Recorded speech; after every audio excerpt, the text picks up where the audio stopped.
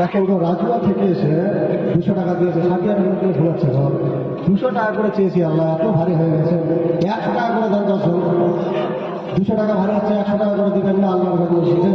কাল কিয়ামতের ময়দানে গো জিন্দেগিতে যত ইবাদত করেন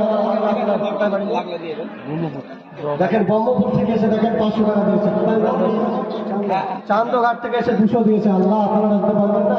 আর দেখেন ডাঙ্গাপাড়া থেকে 200। দেখেন আসলে লক্ষ্মীর ভান্ডার গেলে দাঁড়মাল আমি এমন দোয়া করবো, পরের দিন কিন্তু মুরগি একদম সাফ হয়ে যাবে। আর না হলে এমন দোয়া করবো কিন্তু অশান্তি হবে। বারবার লক্ষ্মীর ভান্ডার গেলে এক মাসে চাইলে মাত্র 500 করে। মা লক্ষ্মীর ভান্ডার 10 জনা দেন, লক্ষ্মীর ভান্ডার গেলে 10 জনা দেন। এই নুরুশিলাম দেখো তো ওদিকে, নুরুশিলাম দিকে দেখো তো। এই দেখেন আমার খালু 500 টাকা দিয়েছে। তাড়াতাড়ি করে চচ্চর করে আসেন। এই যে দুলা ভাই 500, আর একটা দুলা ভাই কোথায় গেল বড় ধরতে হবে। মুসলমানদের তোর কোন আল্লাহুম্মা সাল্লি আলা সাইয়্যিদিনা মাওলানা মুহাম্মাদ ওয়া আলা আলি সাইয়্যিদিনা মাওলানা মুহাম্মাদ। সমস্ত তারিফ, সমস্ত প্রশংসা সেই মহান রব্বুল আলামিনের, যে আল্লাহ পাক বড় কষ্ট করে আমাদেরকে আজকে এই জালসার মধ্যে আসার বসার অভিজ্ঞতা করেছেন। কোরআনের ভাষায় খবর আসা একবার বলে না উচ্চস্বর আলহামদুলিল্লাহ। তারপরে পরে মা আল্লাহ আমাদের মুস্তান জনাবে মুহাম্মদ রাসূলুল্লাহ সাল্লাল্লাহু আলাইহি ওয়াসাল্লাম, যে নবীর নাম জমিনে, যে নবীর নাম প্রত্যেক নবী মুসলমানের জবানে আমার আল্লাহ পাক রব্বুল আলামিন।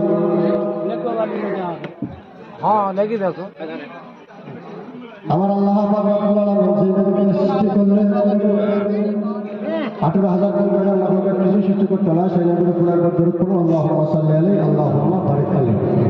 তো মুআজ্জিজ এই যে দেখেন বিয়ার শোনা দিল। আমি বলবো না, বাবা আমাদের ইসলাম জামালে আসছে, আমি হুজুরকে সিগন্যাল দিয়েছি যে আপনি 10টায় বার হবেন। উনি আসছেন, তাড়াতাড়ি করে আসেন। এই যে একজনা দিয়েছে 400 টাকা, মৃত্যু মা বাবার জন্য দোয়া করছে, আল্লাহ কবুল করুক। একজনা দিয়েছে 500, একজনা 100, আল্লাহ তার দোয়াগুলো কবুল করুক। আব্বা আমার সোনার ঘরে গেলাম, একলা তোমার থেকে মুসলমান এগিয়ে নিয়ে যাই। ও মুসলমান, আজকে ডাল দিতে আপনার মুসলমান হাত কাঁপছে। তুমি আর জমিনে থাকাকালে বেড়াদার লাখ লাখ টাকা মুসলমান রোজগার করলেন, কিন্তু কালকে আমাদের ময়দানে সেদিন ধরা পড়ে যাবে। ওদিন আমার আল্লাহ পাক রব্বুল আলামিন আপনাকে আমাকে ঘোড়ার মধ্যে দাঁড় করে দেবেন।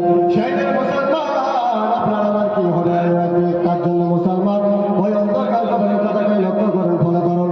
দুনিয়ার জমিনে থাকাকালীন মুসলমান গুনাহ করে করে গুনার পার করে দিয়েছি, কিন্তু আল্লাহ পাক রব্বুল আলামিনের ঘরের মধ্যে যেতে পারি না। ও বাবা সোনার মালিকেরা, 40-50 বছর হায়াতে এতই বাহাদুরি করে কাটিয়ে দিলাম, আল্লাহর ইবাদত আমরা করলাম না। কিন্তু মুসলমান যেদিন আল্লাহ পাক রব্বুল আলামিন আপনাকে আমাকে তার ঘরের মধ্যে দাঁড় করে দিবেন আর বলবে, হে আব্দুর রহমান, দুনিয়ার জমিনে থাকাকালে তোমাকে আমি আল্লাহ 40 বছরের হায়াত দিয়েছিলাম, তোমাকে আমি আল্লাহ 50 বছরের হায়াত দিয়েছিলাম। তুমি আব্দুর রহমান 40-50 বছর দুনিয়ার জমিনে কি করলাম? মুসলমান, সেদিন আপনার আমার বলার কিছু থাকবে না। মুসলমান থেকে একটা মুসলমান দেশ ছিল, দেশের মধ্যে একটা রাজা ছিল। ওই রাজার মুসলমান একটা বড় আইন ছিল যে আমার এলাকাতে যেন কোনো ফকির না ঢুকতে পারে।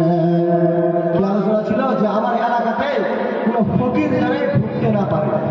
রাজা মুসলমান আইন করে, রাজার আইনকে সবাই মানবে। আব্বা আমার সোনার মালিকেরা, রমজান মাসের দিন একটা ফকির বেড়াদার ওই গ্রামের মধ্যে ঢুকে গিয়েছে।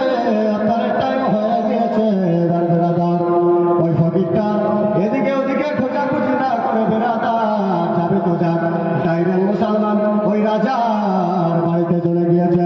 রাজার বাড়িতে যাওয়ার পরে বেড়াদার এবার কেন ওই রাজার দরজার মধ্যে ডাক দিয়ে বলে, কি আছো তো, বলো বলো বলো, আমাকে একটা রুটি দিয়ে দাও, একটা রুটি দিয়ে দাও, একটা রুটি দিয়ে আমি যেন ইফতার করব। একটা রুটি দিয়ে দাও, একটা রুটি দিয়ে আমি ইফতার করব। এই এলাকার আইন যে রুটি দেওয়া হবে না।